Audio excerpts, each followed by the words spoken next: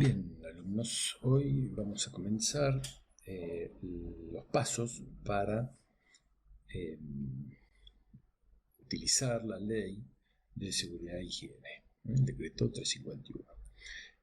Antes de comenzar, les quiero decir que estos pasos, fueron sacados del original del libro de Marucci, que en el capítulo 15 él propone 5 pasos, ¿no? Evidentemente los perfeccioné y le agregué más pasos como para aplicar la misma ley, ¿no? De todos modos, igual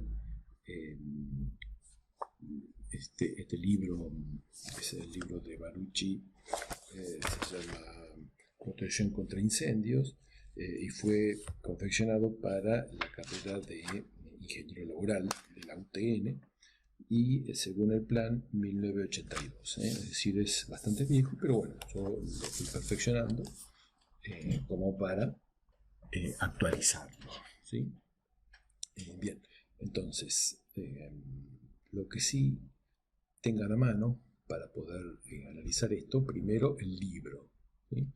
El libro de seguridad, tengan la ley del decreto, ¿no? El decreto 351 y la ley, tengan a mano también el documento complementario del Código de Edificación de Buenos Aires, el complemento que yo le di de la NFPA 101 y el documento de seguridad contra incendio de España, que es el Código de Edificación español. Ustedes todo eso lo tienen en la página, lo pueden descargar. Como lo van a tener que consultar, lo tienen que tener ahí preparadito, ¿sí? Y por supuesto que prepárense porque es ahora cuando vamos a empezar a bailar heavy metal.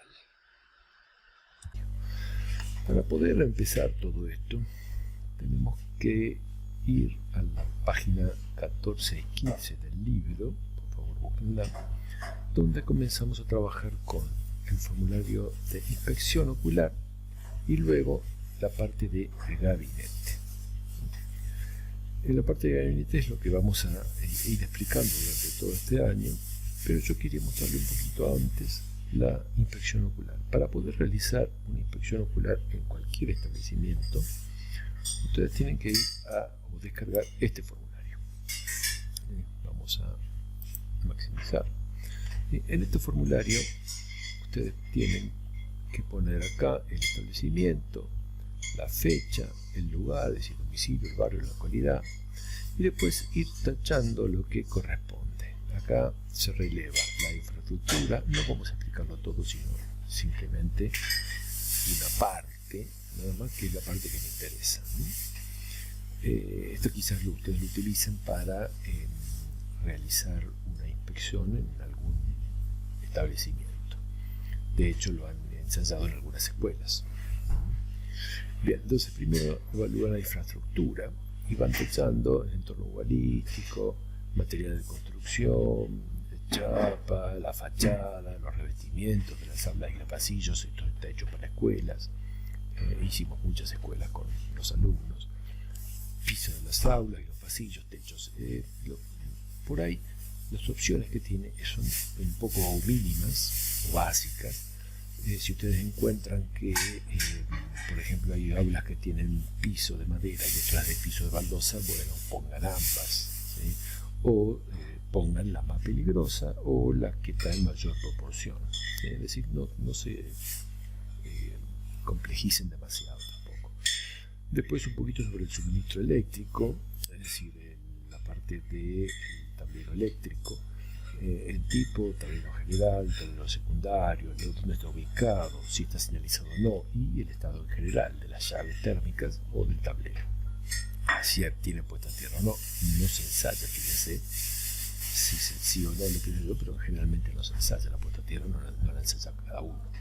Después habla de la calefacción, que puede ser localizada o central, por radiadores o por aire caliente.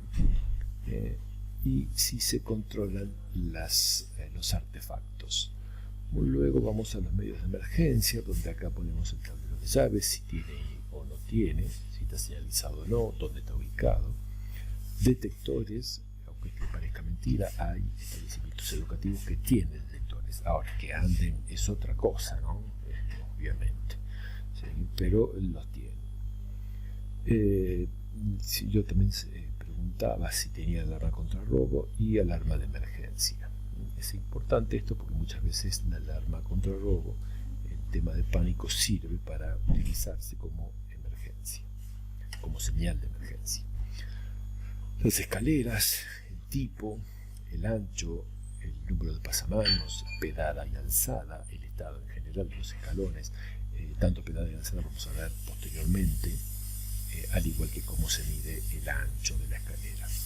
Luego vamos a la señalización de emergencia, es decir, el tipo, una flecha, un cartel de salida de emergencia o salida, dónde está ubicado y el estado en general. Sí lo tiene. Acá iban anotando a medida que iban recorriendo el lugar, ¿sí? Luz de emergencia, el tipo, la batería, por lo general, dónde está ubicada, número de tubos o LED, porque viene ahora en este momento hay con LED, así que, y si funciona o no funciona, evidentemente hay que probarla, ¿sí? Tiene un botoncito para probar. Yo les puse un listadito, si tienen más, por ejemplo, si hay más luces de emergencia, bueno, lo que tienen que hacer es llevar otro formulario de estos y siguen listando después del L8 en el próximo formulario. Continúan de poner un 1 más acá, ¿sí?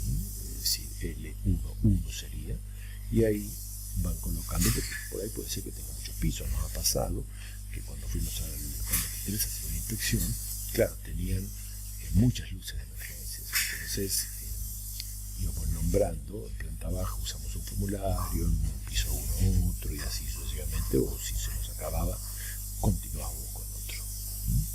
Bien, las salidas de emergencia y las puertas de salida. Fíjense, hay una diferencia entre las salidas directas a la vía pública y las puertas de salida. Las salidas directas a la vía pública yo les puse el nombre de S, es decir, en los planos las marcábamos como S. ¿Qué quiere decir eso? Son puertas que vinculan directamente el predio de la institución con la salida a la vía pública. Esas son todas S. Por ejemplo, si ustedes encuentran un patio y ese patio se vincula a la vía pública por un portón, eso sería una S. Y las puertas no son todas las puertas. Cuidado, estas puertas son solamente las puertas que tienen que ver con la salida. Por ejemplo, una puerta de un pasillo, la puerta principal de entrada, la puerta de salida por la parte de atrás del establecimiento, pero no son las puertas de los aulas, la puerta de los baños, no, esas no se nombran, no se pone el nombre de solamente las que tienen vinculación con las salidas de los recorridos a la calle o a, no sé, o a otro lugar que nos lleva a la calle, ¿sí? Bien, luego los extintores. Estos extintores, este relevamiento de extintores está relacionado con la carga de los extintores en la base de datos. Es decir, usted pone la ubicación, el número del extintor, que cada equipo tiene un número marcado en la parte, en la base del extintor, está impreso, si está señalizado o no, es decir, si la baliza o no, el tipo, la clase. Luego vamos a ver con más profundidad cuando lleguemos a la parte de extintores, cómo se llena esta partecita. Bocas de incendio, en algunos establecimientos hay bocas de incendio, donde está ubicada la boca, si la caja está bien, la manguera está o no está, cómo está la lanza, la llave. En general no hay nada, pero bueno, es decir, está la caja, pero falta todo lo demás. Bien, y por último, este relevamiento. Este relevamiento me da la cantidad de personas. Acá ustedes ponían al director, si tenía turno mañana o turno tarde. Si hace los dos turnos, por ejemplo, ponían un 1 en el turno mañana y una flechita porque hace también turno tarde, ¿sí?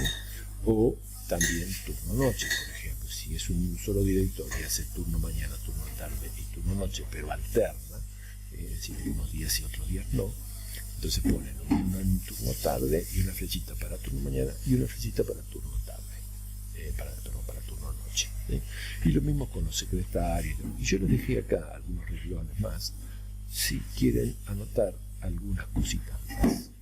Es decir, algo que no esté previsto en el formulario, ustedes lo pueden anotar acá, ¿sí? Y observen un detalle, ¿no? Por ejemplo, tanto cada renglón está marcado con un número, ¿ven? ¿Sí? Por ejemplo, los tintores con el 69, 70, 71. ¿Qué significa eso? Bueno, eso significa que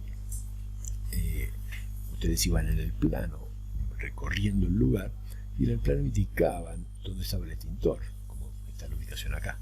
Y en el plano ustedes ponían este numerito, ¿sí? Ese que está acá, ¿sí? Este numerito. Bueno, saca más de todas, ¿no? Pero ponían el primer numerito, ¿sí? Porque ese numerito indicaba en el plano qué era, como para que en el formulario ustedes puedan identificarlo, ¿sí? Bien. Ahora que ya hicimos el relevamiento teóricamente con esto, tendríamos que irnos al libro, al manual maestro. Bueno, estamos en la página 15 y vamos a empezar con el tema del gabinete. Acá en el gabinete nosotros lo que vamos a hacer son todos estos puntos, ¿sí? Todo lo que está acá, los medios de salida, la disposición de las llaves, la señalización, las necesidades, de carteles, sistema de alarmas, iluminación, medio de atención, plan de emergencia, cómo está la instalación eléctrica, cómo está la instalación de gas y los equipos térmicos, los depósitos, el plano del edificio. Es decir, todo eso es la información que ustedes con el informe de inspección fueron recogiendo, y tienen todo esto para poder trabajar ahora cada uno de estos puntos. Bien, entonces ahora sí vamos al paso 1. ¿Sí? ¿Cómo determinamos el riesgo de incendio? ¿Qué es el riesgo? ¿Sí? Evidentemente el riesgo ustedes ya lo conocen y lo han tratado en los años anteriores y sabe que el riesgo es el producto de la probabilidad por la gravedad o consecuencia. Si bien esta ecuación parece bastante sencilla, en realidad es bastante difícil de cuantificar porque son parámetros probabilísticos y además de tener algunas características de las personas, ¿no? Es decir, de la consecuencia donde está involucrada la gente. Pero referido más a incendio, ahí tenemos una diferencia. Para ver esto, primero tendremos que analizar qué es bien la diferencia entre peligro y riesgo. ¿Por qué les digo esto? Porque lamentablemente ustedes lo tienen que conocer y yo muchas veces lo doy por sobreentendido y sin embargo no es así. Entonces para eso vamos a consultar el apunte de seguridad y prevención de riesgo, ¿sí? En la página 29, vamos a ir a la página 29. En la página 29 yo acá les defino el peligro y riesgo y le digo que unas características de grado de susceptibilidad y aceptabilidad del riesgo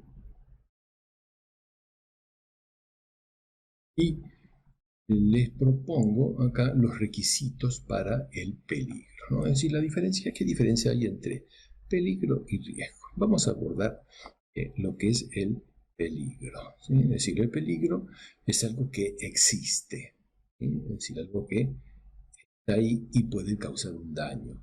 Puede ser una energía, esa energía puede ser de origen físico, químico, biológico, ¿sí?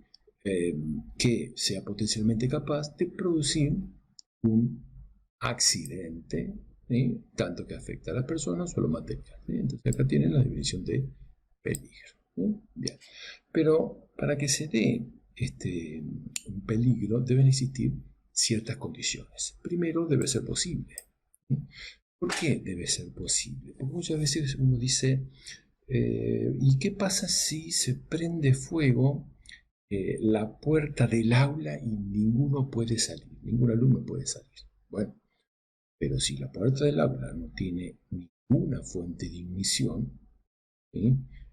no pasa ningún cable por ahí, no hay ninguna estufa que le pueda aportar el calor necesario. Está bien, la puerta va a ser de madera, pero no se va a prender fuego nunca, porque no es posible. Ahora, si pensamos que,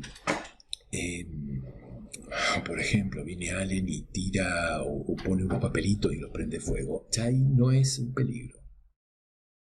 Ahí estamos hablando de algo premeditado, ¿no? Eso quiere decir que parte de seguridad sinestral ya dejó de existir, sino que pasa a seguridad policial. Es un atentado, ¿sí? Entonces, las condiciones para hacer una prevención desde el punto de vista de la seguridad policial es diferente a lo que es seguridad sinestral. Un ejemplo claro que le puede quedar es las Torres Gemelas. Las Torres Gemelas fueron preparadas para un siniestro, algo accidental, ¿estamos? Sin embargo, cuando se chocaron dos aviones, las torres se cayeron. Pero claro, no estaban preparadas para un atentado. Esa es la diferencia. En segundo lugar, debe ser incierto. ¿Qué significa eso? Bueno, que no puede saberse con exactitud cuándo va a ocurrir. ¿Sí? El tercer punto debe ser fortuito, accidental. Ahí vamos de vuelta, ¿no? Es decir, no debe ser algo premeditado, porque por más que trate de evitarlo, si es premeditado, ya es muy difícil eso, ¿no? Y finalmente, debe tener una consecuencia negativa. ¿Sí? ¿Está bien? Porque si uno dice, ¿qué peligro tengo yo de ganarme el Kini 6? Bueno, eso no sería un peligro. Sería una consecuencia negativa, sería bueno. Está bueno, no sé, que cuando te lo gane te lo roben y te maten. No, tampoco. Bueno, acá tienen un ejemplo, que esto lo dibujó un alumno cuando yo daba esto en el secundario, ¿no? Es decir, suena la sirena, va el chicote corriendo, a pesar del cartel ido o peligro, precaución. ¿Qué pasa? Se cae, se quiebra un pie y termina con una consecuencia negativa. Estamos, observen el detalle, no manguera ni tampoco matafuego, así estaba en la escuela en ese momento. ¿Sí? Pero bueno, acá tienen un ejemplito de un peligro. ¿Sí? El peligro sería caída al mismo nivel. Para esto yo les puse acá una clasificación de peligros en esta tabla, donde hay un montón que sería interesante para que ustedes puedan definir y no se confundan peligro con riesgo. ¿Sí? Ahí tienen varios, ¿no? Hay una clasificación ahí, después acá tienen otra clasificación. En esta tabla ustedes tienen el peligro emergente, el posible origen y las consecuencias. Es más completa esta. ¿Sí? En cambio, en esta es más que todo una clasificación, ¿no? Si microclima de trabajo, contaminación laboral, contaminantes físicos, químicos, esta la deben conocer porque la deben haber visto, contaminantes biológicos, sobrecarga muscular, y así sucesivamente. Nosotros, ¿dónde estaríamos con el tema de incendio? Estaríamos en factores tecnológicos o de seguridad. Ahí lo tienen, incendios. Estamos, bueno. Bueno, acá yo les pongo un palito para identificar el peligro y vamos a el riesgo. Entonces, el riesgo es igual a P por C. Lamentablemente, uno confunde peligro con riesgo y no es así. El riesgo, siempre les digo yo, es un número. Es un número que determina la probabilidad. ¿Estamos? ¿Por qué? Porque es probabilidad por la consecuencia. Estamos, ahí tiene las definiciones. Desafortunadamente, para nosotros, medir el riesgo de incendio no es tan sencillo. No pasa por esta ecuación. ¿Por qué? Porque sería demasiado complejo. Volvamos al libro. ¿Sí? En el libro ustedes tienen acá que los parámetros tomados para determinar el riesgo de incendio están determinados por la peligrosidad relativa de los materiales predominantes. Y observen que dice predominantes en el edificio, ¿sí? O en el sector de incendio. Más adelante vamos a ver el tema de qué es un sector de incendio en la ley, según la definición de la ley. ¿Sí?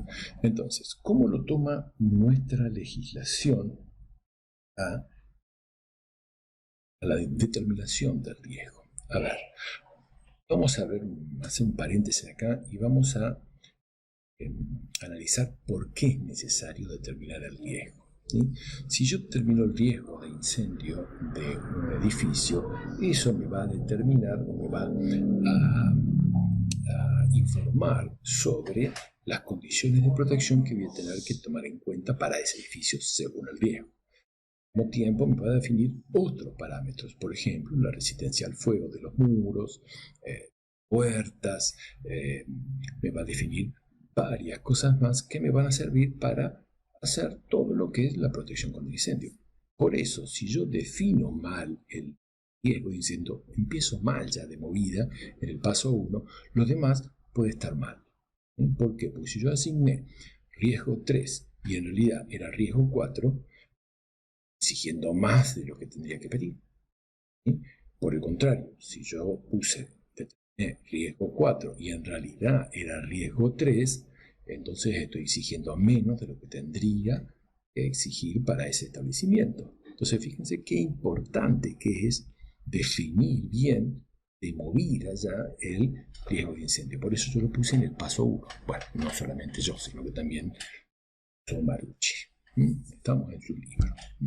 Bien, entonces, siendo esto tan importante, veamos cómo define el riesgo nuestra legislación. Para eso nos vamos al libro, vamos a el anexo,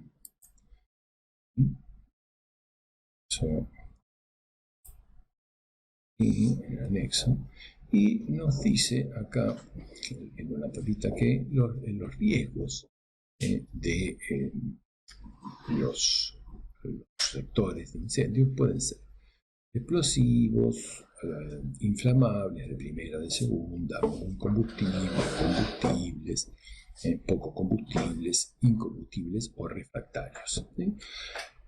Y vamos entonces, un poquito más adelante, nos encontramos con esta tablita donde acá los define. Es decir, riesgo 1, explosivo, inflamable, muy inflamable, combustible, poco combustible, incombustible, refractario.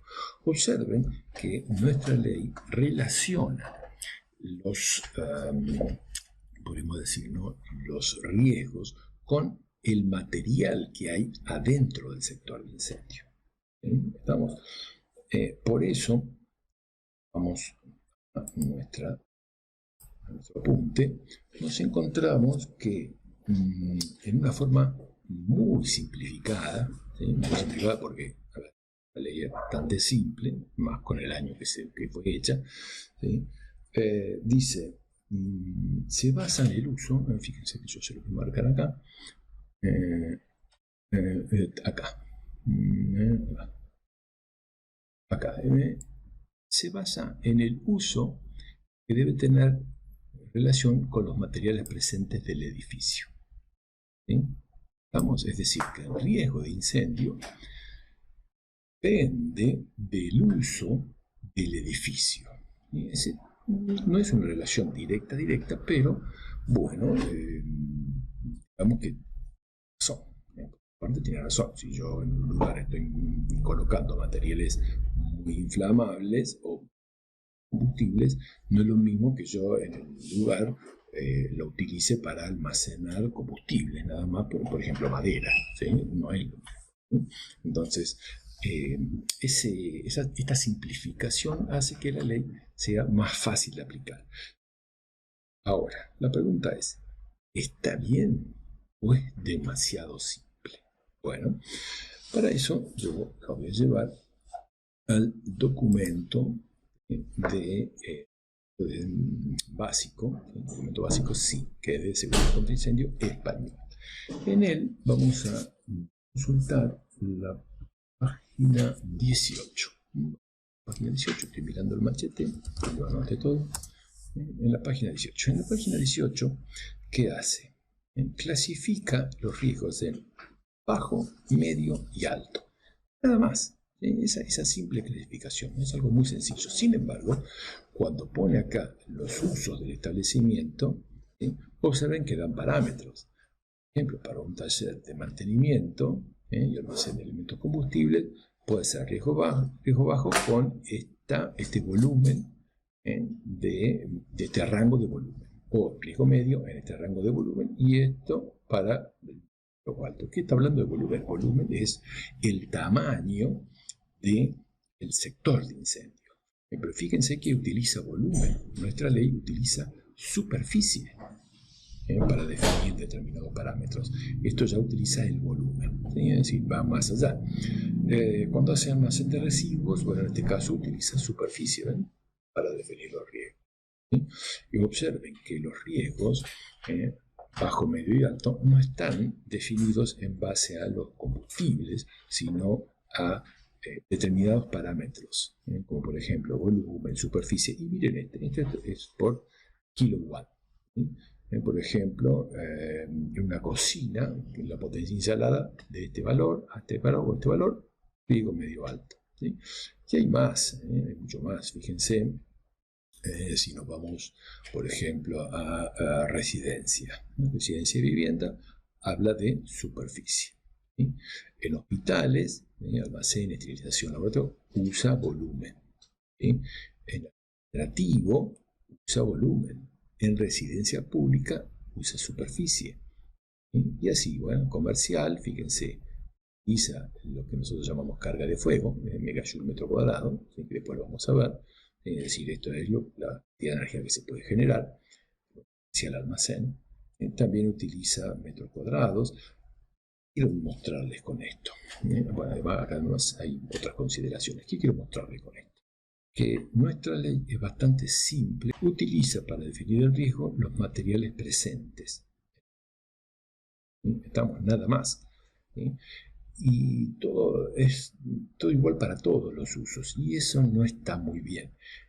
Si miramos el que estamos viendo hoy, que es el documento español, para diferentes usos utiliza parámetros distintos, o comercial, fíjense, utiliza carga de fuego, superficie, ¿está bien? Para definir el riesgo. Se utiliza algo más flexible y más real, ¿sí? Más real a lo que está sucediendo, ¿sí? Porque en nuestra ley, por ejemplo, si hablamos del refractario, bueno, un lugar va a ser refractario a no ser que fabriquen ladrillo refractario. Todo es ladrillo refractario, ¿sí? ¿Está bien? O no todo es incombustible, porque ya los revestimientos en sí son combustibles, ¿sí? Entonces, no está muy bien. Acá yo le pongo una aclaración, ¿no? En general, todos los elementos tratan de relacionar el riesgo de incendio con la necesidad de elementos para controlarlo. Como yo le decía, ¿no? Es decir, el riesgo de incendio es muy, muy importante porque está en relación a lo que yo necesito colocar en el lugar, ¿sí? Para prevenirlo, ¿sí? Bueno, ya vimos el tema de nuestra ley, y lo que nos faltaría ver es la tabla 2.1 del anexo 7. Vamos a nuestra ley y vamos a ver esta tabla. En esta tabla define los riesgos y la actividad predominante. Pero observen que es bastante simple, ¿no? Es decir, tiene residencial administrativo, comercial, industrial, depósito y espectáculo y cultura. No figura educación, ¿sí? Pero bueno, podríamos decir que es cultura general, ¿sí? El problema de esta tabla es que es demasiado simplista, ¿sí? No, ¿por qué demasiado simplista? Porque desafortunadamente no hay muchos rubros. Y además, observen que el riesgo 1 es no permitido, excepto aquí, ya, ¿no? Industria comercial, depósito, ¿sí? Y lo demás dice no permitido. Bueno, pero con esto me permite a mí determinar el riesgo. Miren cómo se hace. Por ejemplo, yo digo que si tengo residencial administrativo, oficinas, puede ser riesgo 3 o riesgo 4. Los demás no son permitidos y estos no son irrelevantes, ¿sí? En comercial, industrial y depósito pueden ser todos, ¿sí? Los riesgos, ninguno está no permitido. En cambio, en espectáculo y cultura pueden ser riesgo 3 y riesgo 4. Observen el detalle, más todavía, ¿no? Residencial, administrativo y espectáculo y cultura tienen los dos iguales, tanto riesgo 3 como riesgo 4. ¿Sí? Acá ustedes lo pueden ver ahí y acá, ¿sí? Vamos a decir, es demasiado simplista. ¿Eso qué hace? Eso hace que nosotros tengamos que basar en la tabla que está al final. ¿Tabla? ¿Sí? Ustedes tienen la definición del riesgo para los usos aquí y después las condiciones. Condiciones de situación, construcción o extinción requerida. ¿No? Estamos hablando de condiciones específicas que eso luego lo vamos a profundizar. ¿Sí? Esto es lo que se requiere para hacer protección contra incendios. Pero veamos acá con un poquito más de detalle. Observen, vivienda residencial y colectiva. Le ponen riesgo 3. Ya está predeterminado. En el otro podría ser riesgo 3 o riesgo 4. Bueno, acá es riesgo 3. ¿Sí? ¿Y qué pasa con educación? Que yo se lo marqué acá, es riesgo 4. ¿Sí? Entonces, como decía, cultura era riesgo 4. ¿Sí? Pero sí, fíjense, aquí hay espectáculo y educación, pueden ser riesgo 3 o riesgo 4, según cada rubro. ¿Vamos? Es decir, que hay una, digamos, profundización en la tabla, dan mejores características como para terminar el riesgo. ¿Qué conclusión sacan de acá? Que la tabla anterior en realidad no hay que usarla, hay que usar esta tabla para determinar el riesgo. Eso es lo que se puede concluir. Volvamos a nuestra tabla. Ahora, ¿cuál es el problema de esta tabla de más? ¿No? Es decir, de la tabla que era más por menos. ¿Qué pasa con si yo no puedo definir bien el uso? Porque fíjense que dice actividad predominante. Si nosotros tomamos una escuela, ¿cuál es la actividad predominante? Bueno, pero tiene cine, laboratorio de química, y si es una escuela con internado, tiene camas. ¿Cuál es la actividad predominante? ¿En qué me tengo que basar? ¿Sí? Bueno, para eso, lamentablemente nuestra ley no habla, no aclara mucho las ocupaciones múltiples o si están relacionadas o no. Para eso tenemos que consultar el Código de Edificación de Buenos Aires, el anexo 1. ¿Sí? Yo se los puse aquí.